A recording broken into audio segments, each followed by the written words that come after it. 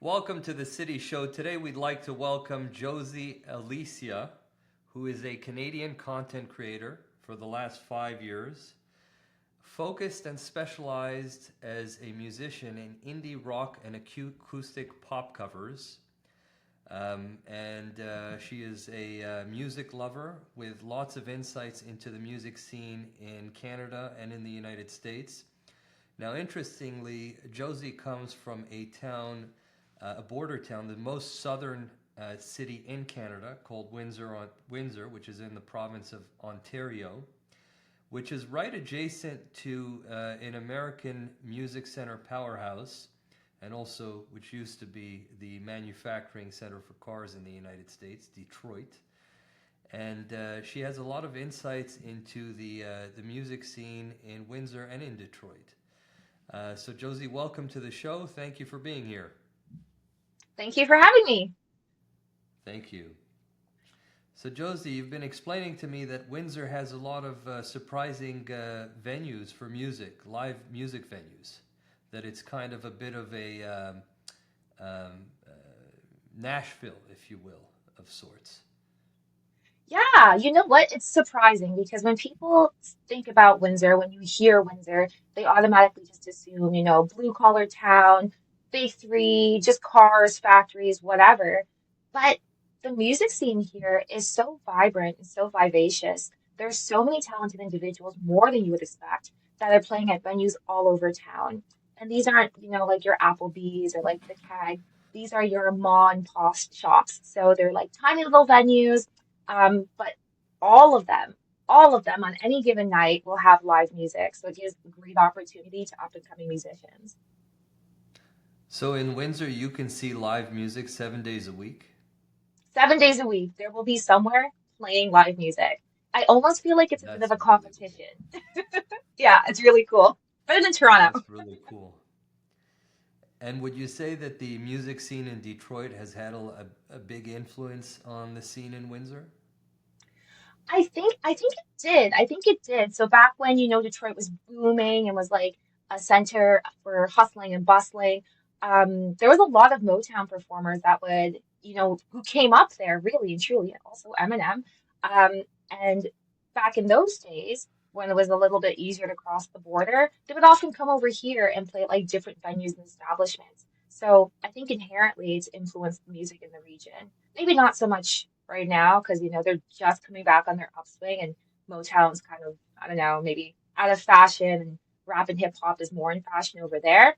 But there was a bit of a divergence since then, and the music that we tend to hear now in Windsor is more like your indie rock, you've got pop, maybe some folk, and then a little bit of heavier things like even metal. So the scene in Detroit is known as, characterized by hip hop, and perhaps out of all the rappers, Eminem, really put Detroit on the scene. You're saying that Windsor has not borrowed from that, and that it has its own musical scene that's entirely unique. Um, Yeah, and you know what? focus on indie rock I and would say so. I think so. I would say so.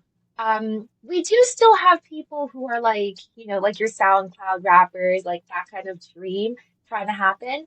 But for the most part, what you'll see in venues and that like open mics, things of that nature, it tends to be acoustic type covers or like just people with their guitars playing music. Sometimes it's blues, which I think could be like a bit of an influence from Motown, but we don't really see too many people coming out and doing like rap, R&B, hip hop. Not to say that there's not, but there's just not as much. And what's interesting is that Windsor doesn't have its own sports teams. So a lot of Windsor's citizens, even though they're Canadians, they support American sports teams in Detroit. So you want to tell us a little bit about that? Yeah, I've always thought that that was kind of weird. So me having moved here from the GTA, like Toronto region, we're always rooting for like our own Canadian sports teams. Maybe if you want to be different, you might, cheer for like the Montreal Canadiens, something like that. But here in Windsor, um, people seem to go straight to the States. So everyone's favorite team is like the Detroit Lions or like the Pistons. just whoever's in Detroit, that's who people seem to clamor around. And I mean, it's worked out because I think it was last year that Detroit almost made like the Super Bowl, and there was huge parties in the streets on both sides of the river. So it just goes to show Really? that, you know what? Yeah, it was like it was huge. Like thousands of people just poured out onto the streets with like their jerseys and their hats just to like watch this historical moment. Unfortunately, they didn't make it, but it happened. So if the Detroit Red Wings score a goal, the Windsor citizens are all up in arms. Yeah, they love that. They love it. Like people will go to like specific bars just to watch the Detroit games. And it's pretty inexpensive to go watch the games too, so I can understand why people would want to go over there and support rather than driving like 3.5 hours to Toronto to watch a game. But you could just walk on over from Windsor to Detroit. How long does it take you to drive over or to walk over? So to drive, it takes me about 5 minutes. And from what I understand, you used to be able to walk across the Ambassador Bridge, but at some point, maybe around 9/11, they stopped that. However, they are nearing finishing the construction of the newest bridge, the Gordie Howe Bridge, and we're supposed to be able to like walk and bike across that. It is at the far west end of the city, so it would be a little bit out of the ways, but you could probably walk across in like 20 minutes or something like that. You mentioned Gordie Howe.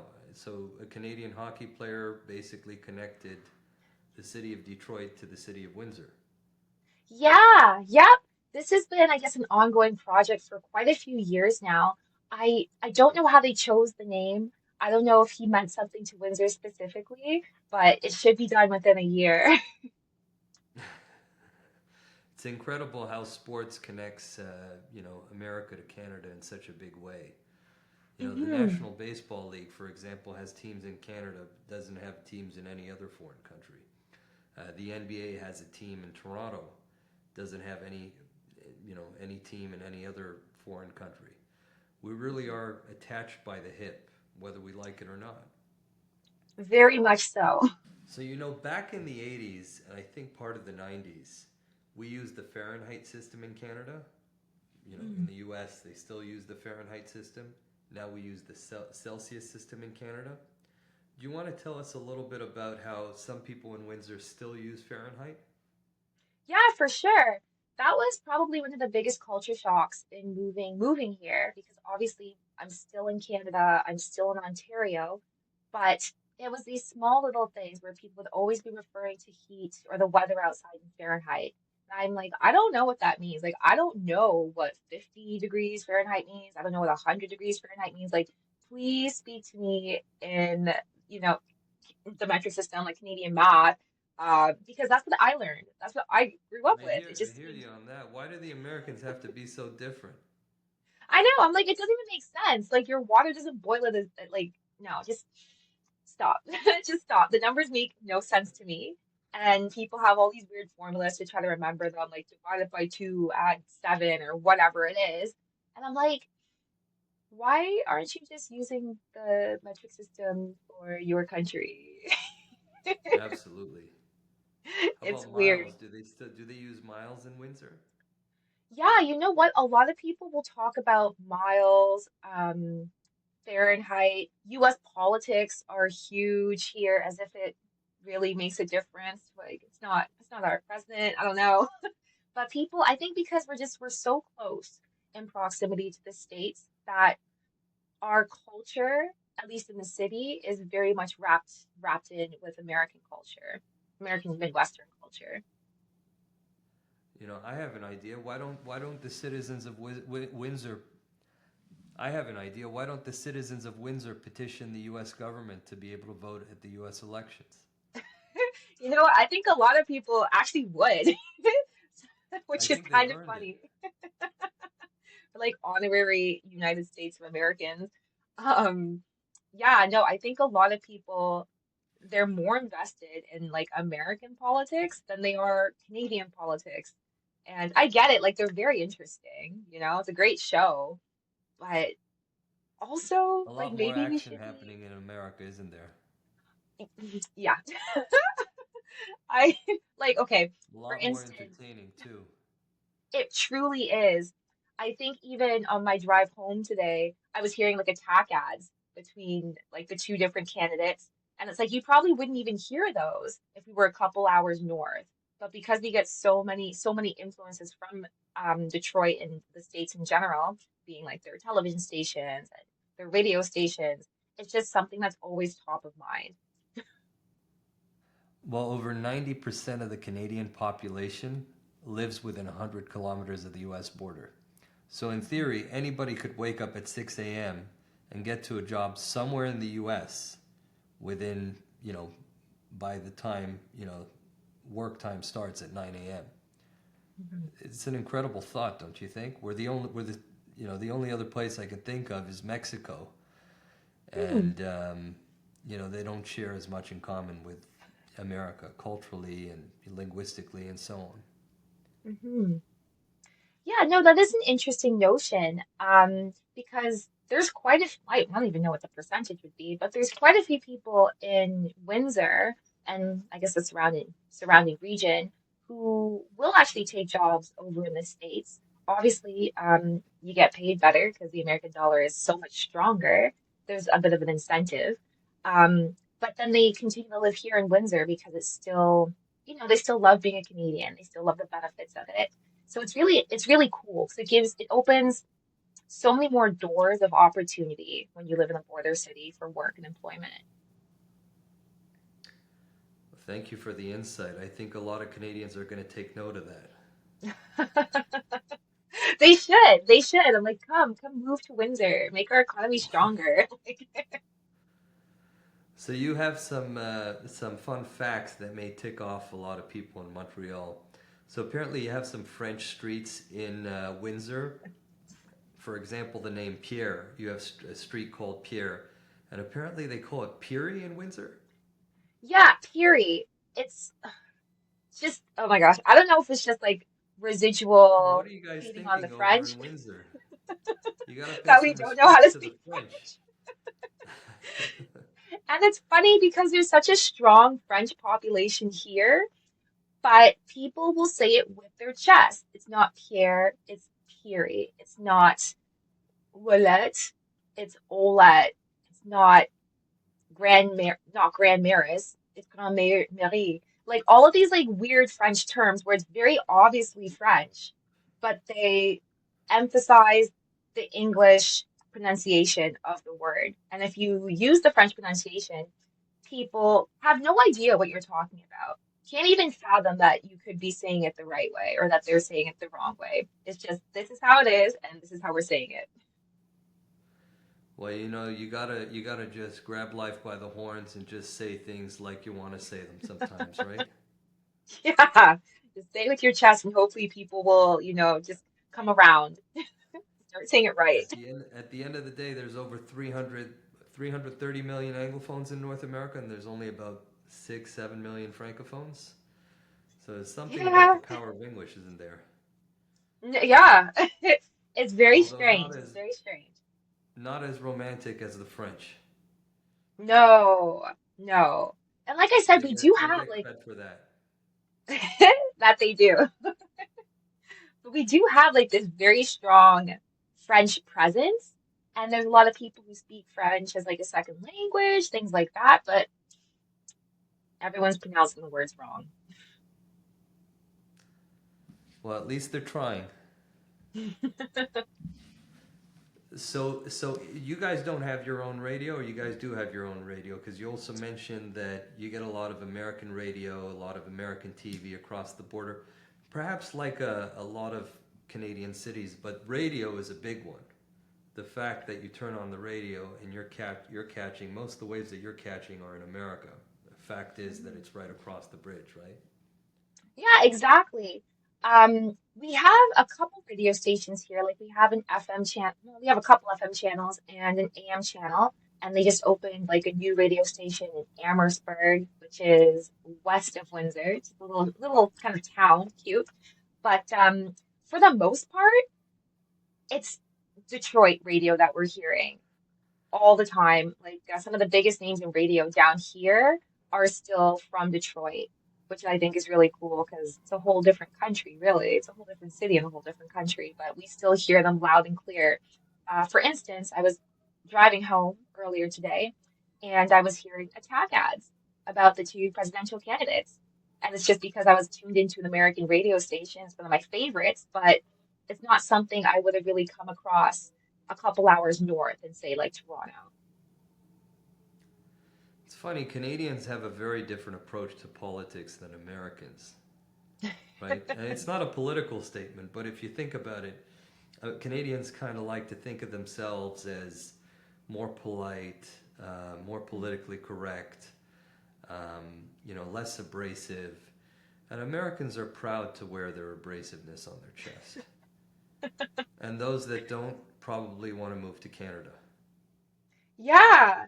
I mean, I spend a lot of time online and there's so many, I don't know, different groups of people who are just like, you know what? I don't like what's going on in America right now. Like, I just want to move north. I'm going to immigrate north. I'm going to Canada. And I'm like, is it really that easy to move? Because I'd like to go down south. I want the nice weather. I agree. Well, listen, America's got a lot to offer. It's a big country. And regardless of politics, which way people swing, the country is always going to be one of the world's, if not the world's, main exporter of culture, pop culture, music, movies, Mhm. sports, and entertainment. And Americans can be proud of that. 100%. I can't think of a country that's had more influence culturally or just entertainment wise than America. Maybe Korea. Korea's coming up. They're coming up on Yeah. America's continent with K-pop, but They got great food too, Koreans. yeah. Apparently you go for a Korean a restaurant, and if you order the full course meal, you get like 17 dishes, and you get to Wow. really savor so many different flavors in one sitting. See, we need to do stuff like that here, and not just buffets, because I feel like with a buffet, you're never getting the top quality of food, just a lot of food.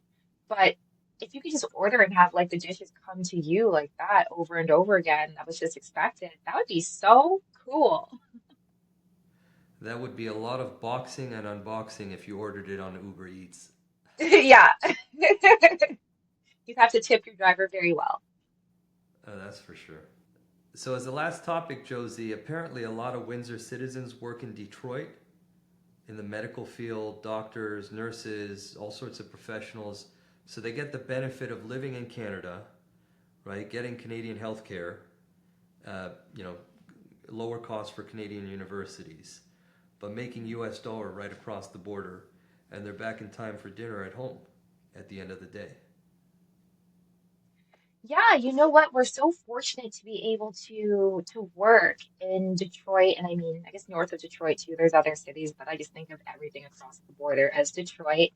Um, but there's a special kind of visa that people can get. I believe it's the TN1 visa, and there's all these different professions that are listed on it. One of them being, nursing and doctors, surgeons, all of these really talented fields that take a lot of expertise and know-how. And it's really, really cool, to be honest. I wish I could work over there too, but I gotta work on some kind of talent here. But the benefits of being able to just drive 5 minutes across the border in the morning, go to your job, make American dollars, and then come home and spend all that in Canada. Oh, you're making out like a bandit. Just the best of both worlds, really.